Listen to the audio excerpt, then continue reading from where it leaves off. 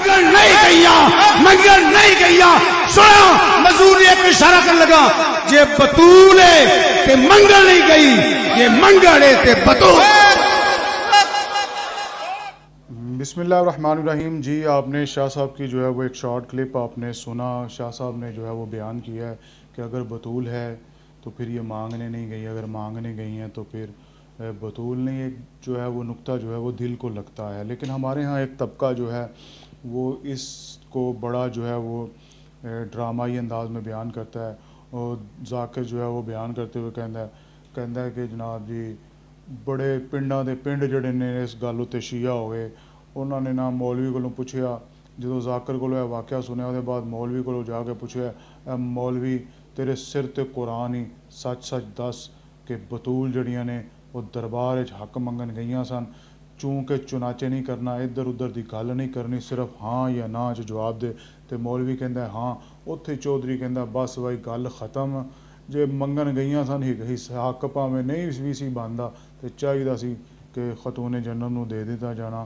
تے اے گل سن کے جڑے نے نا پنڈاں دے پنڈ جڑے نے نا شیعہ ہو گئے. ذاکر جڑا نا ہے سنانے آیا نال جڑا وہ روندا بھی ہے تے اتھرو بھی پونجدا ہے کہ بطول نو جڑا ہے وہ حق نہیں دتا گیا. تو بہرحال دونوں جہان جو ہیں وہ اس گھر کی چوکھٹ پہ آ کے جو ہے وہ مانگتے ہیں.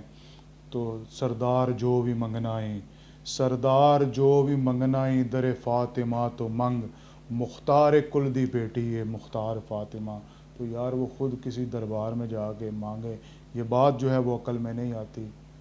جس کا انچل نہ دیکھا اے چوں کھجیاں واسطے اے ونڈن والی اے منگن والی. اچھا میں پہلے سمجھدا ہوندا سا، نہیں سمجھ آئی پاک فتح دی. اے فراست حصے نے.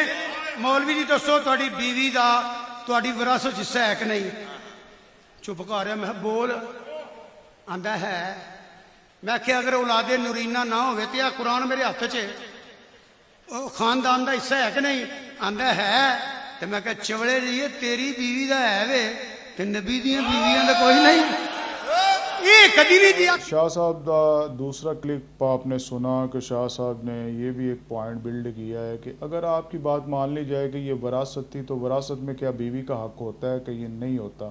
تو کوئی بھی جو ہے وہ انکار نہیں کر سکتا. وہ کہتا ہے کہ جناب جی بیوی کا حق اس میں ہے.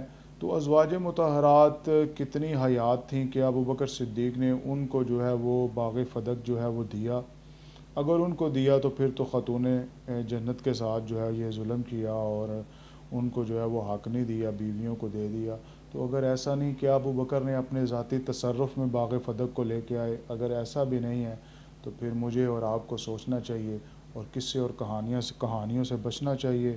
گل صرف اتنے ہی مکدی ہے کہ سردار جو بھی منگنائیں در فاطمہ تو منگ، مختار کل دی بیٹی ہے مختار فاطمہ.